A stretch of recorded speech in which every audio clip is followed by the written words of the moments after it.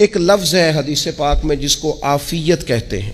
ترمذی شریف میں حضرت سیدنا عباس بن عبد المطلب رضی اللہ تعالیٰ عنہ آپ کی روایت موجود ہے، فرماتے ہیں میں نبی پاک صلی اللہ تعالیٰ علیہ وسلم کی خدمت عالی مرتبت میں حاضر ہوا تو میں نے عرض کی یا رسول اللہ صلی اللہ تعالیٰ علیہ وسلم مجھے ایسی چیز بتائیں جو میں اپنے رب سے مانگوں۔ چیز مانگنی ہوتی ہے نا، بعض اوقات موقع ملتا ہے تو کئی دفعہ انسان امتحان میں آ جاتا ہے، کیا مجھے موقع مل گیا ہے، مجھے کہا گیا کچھ مانگ لو تو بھلا میں کیا مانگوں۔ حضرت عباس بن عبد المطلب رضی اللہ تعالیٰ عنہ نبی پاک علیہ السلام کے پیارے چچا جان ہیں، عرض گزار ہیں یا رسول اللہ صلی اللہ علیہ وسلم مجھے بتائیے میں اپنے رب سے مانگوں تو کیا مانگوں؟ تو حضور نے فرمایا رب سے عافیت مانگو۔ کہتے میں کچھ دن رکا، کچھ دنوں کے بعد پھر حاضر بارگاہ ہوا اور عرض کی یا رسول اللہ صلی اللہ تعالیٰ علیہ وسلم مجھے بتائیے میں اپنے مالک سے مانگوں تو کیا مانگوں؟ تو حضور نے پھر فرمایا اللہ سے مانگنا تو عافیت مانگنا۔ بزرگ فرماتے ہیں یہ عافیت کیا ہے؟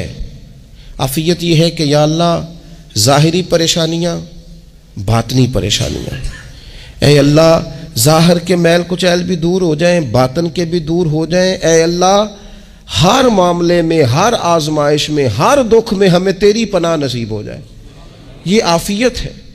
اور صوفیہ کرام فرماتے ہیں عافیت سے بڑی نعمت کوئی نہیں اگر کسی کو میسر آئے تو، عافیت سے بڑا حسن کوئی نہیں اگر کسی شخص کو یہ نصیب ہو جائے۔ اور ایک اللہ والے نے تو ایک اور بڑا خوبصورت ترجمہ یہاں کیا ہے، وہ کہتے ہیں عافیت کا مطلب ہے دل کا قرار، عافیت کا مطلب ہے باطن کا سکون، عافیت کا مطلب ہے انسان کے مزاج کا حوصلہ، ٹھنڈک، بردباری۔ اس بندے کو عافیت نصیب ہو جاتی ہے گویا اللہ اسے سکون کی دولت عطا فرما دیتا ہے، تھوڑے پیسوں میں بھی سکون، بغیر شہرت کے بھی سکون، کوئی بات مان لے تب بھی سکون، کوئی دھتکار دے پھر بھی سکون، لوگوں کی گڈ بک میں ہو پھر بھی سکون، اور اگر لوگ سارے مخالفت میں آ جائیں تو چونکہ اللہ نے عافیت دی ہے پھر بھی سکون۔ اللہ تعالیٰ نے ان لوگوں کو قرار کی دولت، اللہ سے عافیت مانگی جائے، اس میں دنیا کی بھی بھلائی شامل ہے، آخرت کی بھی بھلائی شامل۔